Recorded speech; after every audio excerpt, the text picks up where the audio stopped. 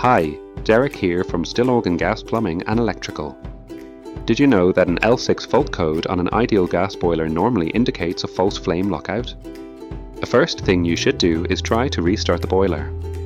The restart dial is on the front of your boiler. Hopefully, this will restart your boiler. If it won't restart, unfortunately, you'll need to call an RGI gas engineer or phone us. We'd be thrilled to have you as our valued customer.